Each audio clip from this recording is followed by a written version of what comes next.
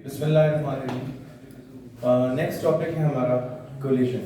ठीक है, collision is said to happen when objects exert force on each other with और without physical contact. अगर दो objects एक दूसरे के इतना करीब आ जाएं कि वो एक दूसरे के ऊपर फोर्स एक्सर्ट कर सकें, चाहे फिजिकल कांटेक्ट हो या ना हो, तो हम कहेंगे कि ये कौन सा कोलिजन है? ये कोलिजन है। हम कहेंगे ये क्या है? कोलिजन है।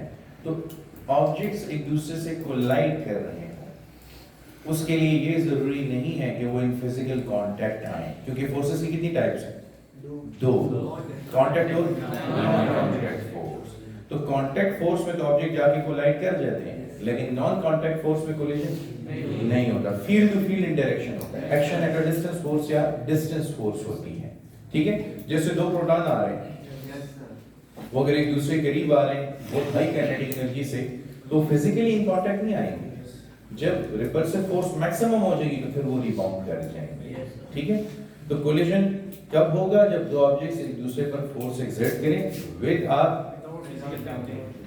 ठीक है, वो एक दूसरे की डायरेक्शन ऑफ मोशन को या एक दूसरे की काइनेटिक एनर्जी या मोमेंटम को इफेक्ट करेंगे इस दौरान।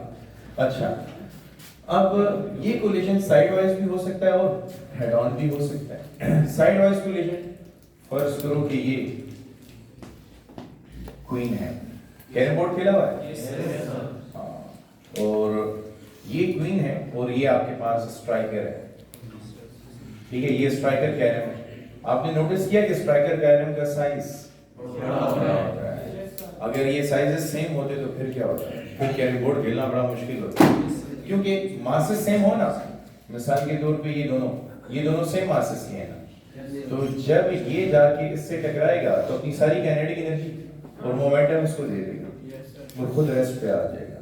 तो स्ट्राइकर का साइज बड़ा होने का ये फायदा है कि उससे आप थोड़ी सी फोर्स अप्लाई करोगे और वो ज्यादा टारगेट्स को हिट कर सकेगा। अच्छा देखो, अच्छा इसको साइड वाइज कोलिजन को अब नोटिस करो प्रोफाइल, मैं इसको यहाँ पे हिट करूंगा और ये इस तरफ जाएगा। समझ आई कि नहीं आई? और कोलिजन के बाद ये खुद इस तरफ निकल जाएगा थोड़ा बहुत। सो ऐसे कोलिजन को हम क्या कहेंगे? Side wise. अब कोलिजन के बाद दोनों ऑब्जेक्ट्स के centre of masses same straight line के अलोंग मूव कर रहे हैं या डिफरेंट? तो ऐसा कोलिजन जिसमें कोलाइडिंग ऑब्जेक्ट्स के सेंटर ऑफ मासेस कोलिजन के बाद डिफरेंट लाइंस के अलोंग मूव कर रहे हो, उसे हम क्या कहते हैं? साइड वाइज कोलिजन कहते हैं। लेकिन इसकी निस्बत ये दूसरी शॉर्ट देखो, अच्छा जो हम प्रेफर करते हैं, लेकिन फिर अंदर डर भी लग रहा होता है, ये हो जाएगा या नहीं हो जाएगा।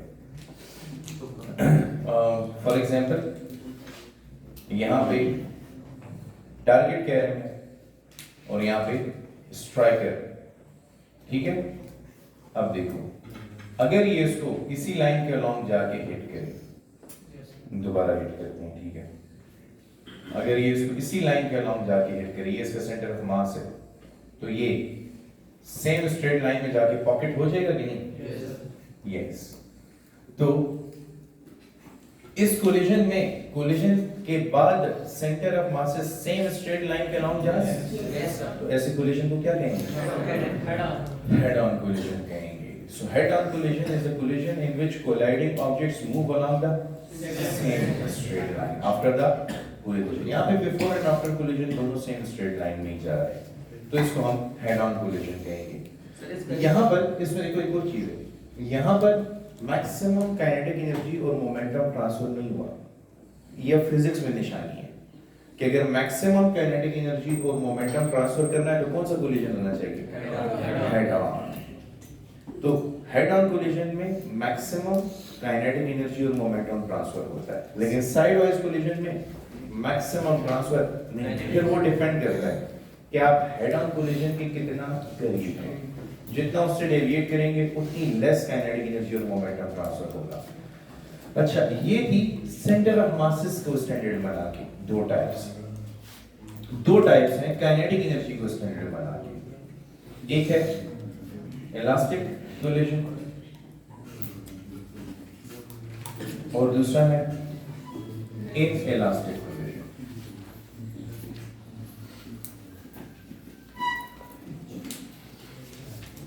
तो देखो बोर्ड के एग्जाम्स में एंट्री टेस्ट वगैरह में इसकी डेफिनेशंस आ चुकी हैं। अच्छा, कि कौन से कोलिजन को हम इलास्टिक या इन इलास्टिक कोलिजन कहेंगे, तो उसको एमसीक्यू पॉइंट ऑफ व्यू से याद रखना। अच्छा, ऐसा कोलिजन जिसमें टोटल एनर्जी कांस्टेंट और कंजर्व है, टोटल लीनियर मोमेंटम भी कांस्टेंट और कंजर्व रहे, और टोटल काइनेटिक एनर्जी भी कांस्टेंट और कंजर्व रहे before and after collision, before and after collision. तो फिर हम ऐसे कोलिजन को क्या कहेंगे, इलास्टिक। लेकिन ऐसा कोलिजन जिसमें देखो एनर्जी का मैं कुछ नहीं कर सकता क्योंकि ये law of conservation of energy है, ये हमेशा कांस्टेंट रहेगी। मोमेंटम का मैं कुछ नहीं कर सकता क्योंकि law of conservation of momentum है, ये फंडामेंटल लॉज है, ये वायलेट नहीं हो सकते, तो इन्होंने तो हमेशा ही कांस्टेंट रहना है। लेकिन अगर काइनेटिक एनर्जी नॉन कांस्टेंट होगी, kinetic energy is not constant, तो फिर ये कोलिजन क्या कहलाएगा, इनइलास्टिक कोलिजन कहलाएगा। अब प्रैक्टिकली जरा समझते हैं, ये तो हमने बेस रखी है डिफरेंशिएट करने के लिए। इधर देखो, ये एक सिस्टम है जिसमें दो बॉल्स हैं। अच्छा, दोनों के मासेस में फॉर एग्जांपल m ही ले लो, सेम ले लो, इसकी वेलोसिटी 5 मीटर पर सेकंड, इसकी वेलोसिटी 2 मीटर पर सेकंड, ठीक। अच्छा, अगर दोनों के मासेस को मैं 1 ले लूं, 1 kg ले लूं, ठीक है, तो इनकी काइनेटिक एनर्जी हम फाइंड कर सकते हैं कि नहीं? मास गिवन है, वेलोसिटी बताओ, बॉल 1 की काइनेटिक एनर्जी क्या होगी, ke1 is equal to half mv square, तो half m is 1, v square is 5 square, the result is 25 upon 2 which is 12.5। अच्छा, बॉल 2 को देखो, काइनेटिक एनर्जी half m और 2 स्क्वायर, रिजल्ट क्या आएगा 2, तो क्या हो गया 4 और 4 डिवाइडेड बाय 2 इज 2 जूल। अच्छा, अब टोटल काइनेटिक एनर्जी कितनी है, टोटल एनर्जी काइनेटिक एनर्जी कितनी है 14.5, total kinetic energy is equal to 14.5 joule.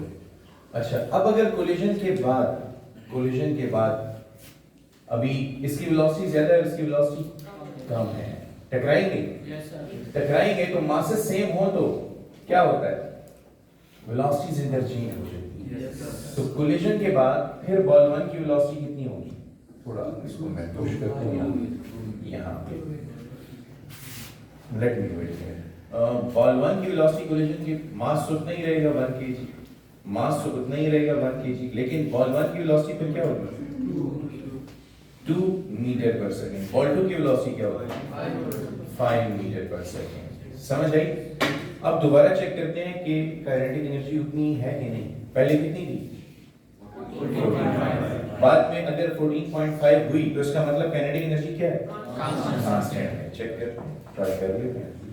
तो kinetic energy is equal to ball 1 की काइनेटिक एनर्जी हाफ 1 और 2 स्क्वायर इज इक्वल टू 4 आएगा ना, अच्छा हाँ 2 जूल आंसर आएगा। और बॉल 2 की काइनेटिक एनर्जी हाफ, उसका मास 1 और उसकी वेलोसिटी रिजल्ट 12.5 जूल। अब बताओ टोटल काइनेटिक एनर्जी क्या है 14.5।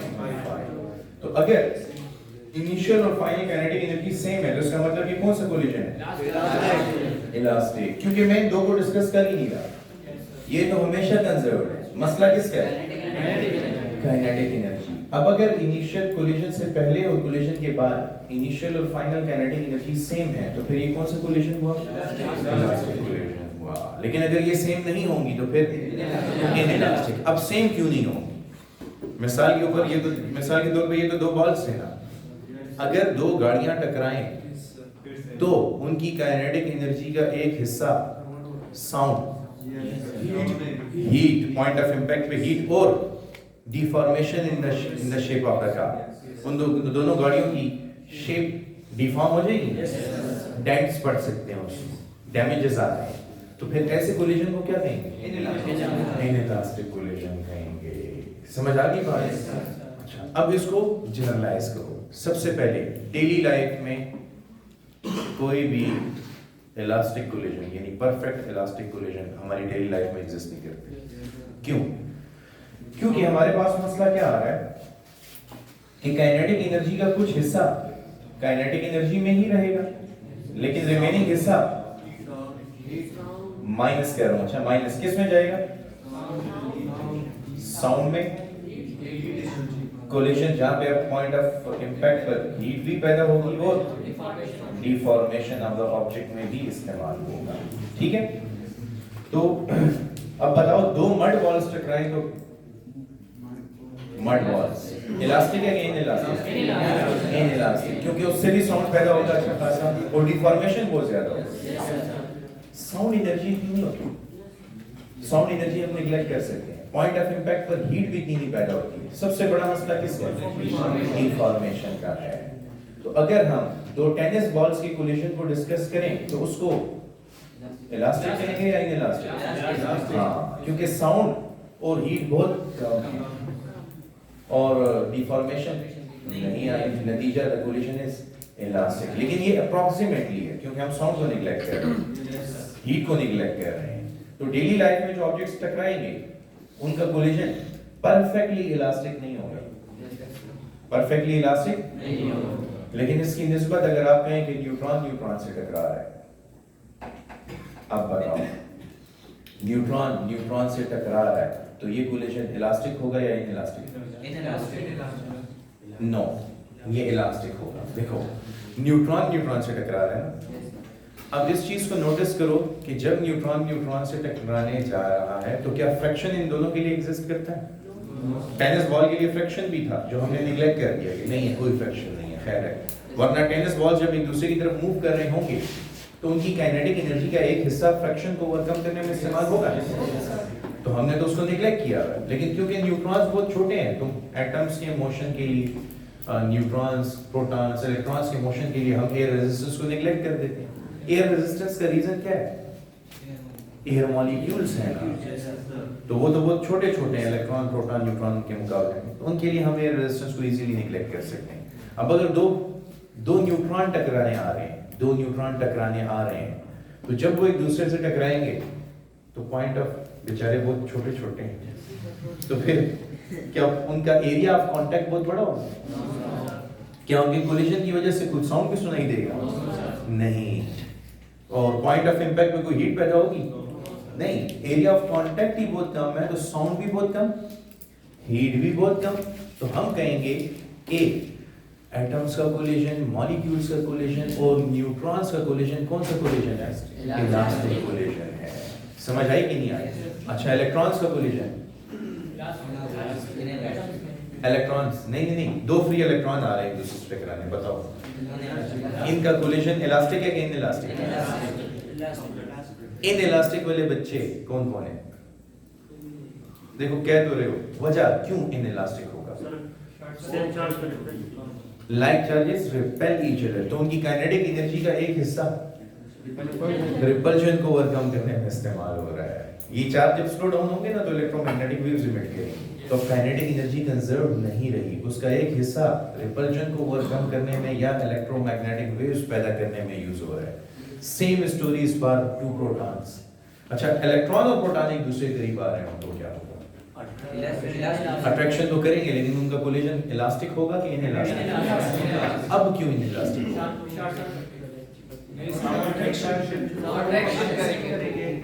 वो अट्रैक्ट करेंगे एक दूसरे को तो उस दौरान भी उनकी काइनेटिक एनर्जी इंक्रीज होगी, उनकी काइनेटिक एनर्जी इंक्रीज होगी। हम तो चाह रहे हैं कि जो दो पार्टिकल आ रहे हैं उनकी काइनेटिक एनर्जी का सम कांस्टेंट हो।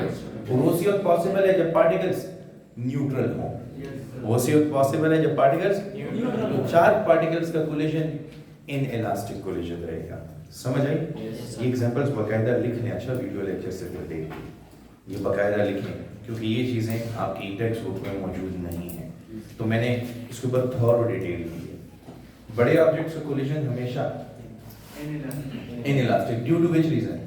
Sound, heat and deformation. ठीक है।